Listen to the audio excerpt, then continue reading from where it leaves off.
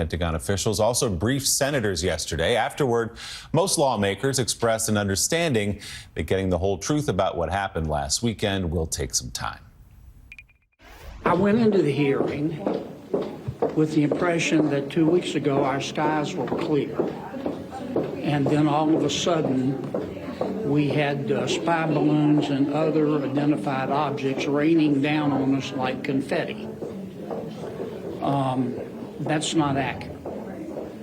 This has been going on for a long time. There's a number of unanswered questions that it's reasonable they're unanswered. We didn't build complex and expensive radar systems to pick up slow-moving balloons. I wasn't unnerved by anything that I heard. I don't think we're being attacked by aliens. Okay, thank God. But it's now Democratic Senator John Tester of Montana. He serves on the Senate Appropriations Committee and is chairman of the Defense Appropriations Subcommittee. His state has been at the center of the recent aerial activity, both this past weekend and earlier in the month when a suspected Chinese spy balloon entered the country over Montana, probably hovering over your farm for a little bit. Senator, what in the hell is going on up there? Well, that's the question, for sure. Any answers? Are we getting any answers? Is the military still trying to figure this out? I think the military is still in the recovery process, as Millie said yesterday, and until they get it recovered, all of them. Right. The first one that came through that floated through and went out, South Carolina, they're well in process of getting that all recovered and getting it put back together. So we'll get some good information on that. The other three are still in the process of recovery, so it's going to be a while before we know where they came from and what their purpose was. Well, you have some Republicans going, saying, we need answers. Joe Biden must go on television and speak before a national audience and give us answers. I don't know. You guys don't have answers yet, do you? They shot like a Yugo out of the sky or something, or whatever it was at 20,000 feet. We don't know what it is yet, do we? I think the worst thing that could happen is speculation. And if our military is speculating, which they don't do, by the way, that's really bad. And the other thing that's really bad is, especially with the first spy balloon that came over, the one that was as big as buses and things like that, is that she was looking for information, obviously. And I think he was also looking for political reaction. Right. And, our national security has always stopped at our border shores. We have never played politics with it to much of an extent. And for those folks who want to play politics with this, I would say, we're playing with live ammo here. We shouldn't be doing it. What about your colleagues that sit on, like, haystacks and point AR-15s at the sky? When we actually do have a serious issue going on here, even if it's not that serious in the end militarily, at least diplomatically, we had a meeting with the Secretary of State and President Xi canceled because of it. No, that's correct. And communication amongst powerful countries is always very, very important because mistakes can happen.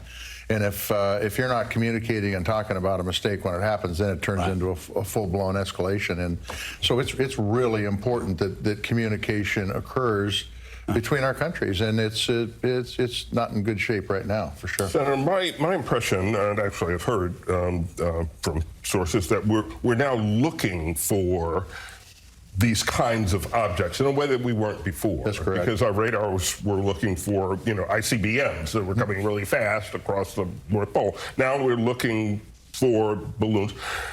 As we find them, are we going to continue to shoot them down?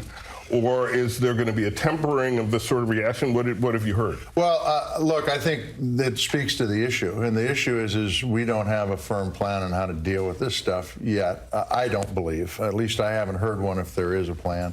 I think we need to develop a plan on how to deal with them, how to identify them, how to bring them down without using a $400,000 missile against them. And I will tell you that I think the military is working hard on top of this, and I think there will be a plan. The reason Susan Collins and myself are going to be working hard to find out what's going on here is because we oversee the defense budget. And we have talked several times on this issue. We both agree that the military needs to have a plan. We need to fund it. And we're going to demand a plan, and we're going to make sure it's funded, and we're going to make sure we deal with these balloons in a more common sense way. Let's just put it that way. So we know what we're working on, so that we can bring them down in a way that is much more cost effective.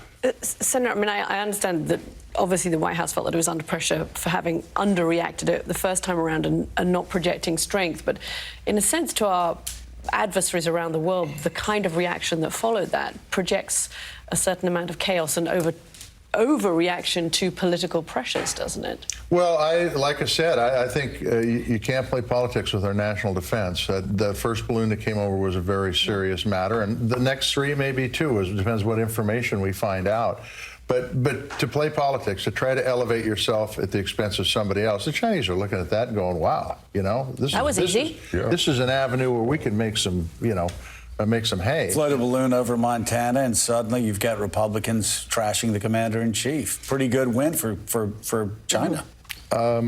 That's correct. Yeah. Yep, that's correct. And so I think it's really important that, and Joe led off with this, we need to make sure we have information that's good information. And then, look, we should release to the public unless there's some reason not to. Public should know. People are concerned. We should let them know. We talked about the relationship with China. The White House was feeling kind of good, and the administration was feeling pretty good after President Biden met with Xi last year. That has obviously changed a little bit. I spoke with Vice President Harris yesterday, and she said she's not worried that this kind of dust-up is going to really impact negatively the relationship between the two countries. Is she right? Do you have concerns about how diplomatically this is going to shake out for countries that are already adversaries at some point? So, look, I think it's good that they have optimism for the future, because I think that's important. But the fact that the Chinese opposite of Secretary Austin would not take his call, and the same thing's true with General Milley, I don't think is a particularly good sign. Can that change? Will that change? I certainly hope it does. Otherwise, we're going to have to find different avenues to communicate with the Chinese. All right, Senator Jon Tester, thank you so much. Good luck. Good luck keeping the secrets of your farming practices secret from China, Russia, and all other foreign adversaries. It's great to see you. Good to see you guys. Thank you for having me. Coming out from China.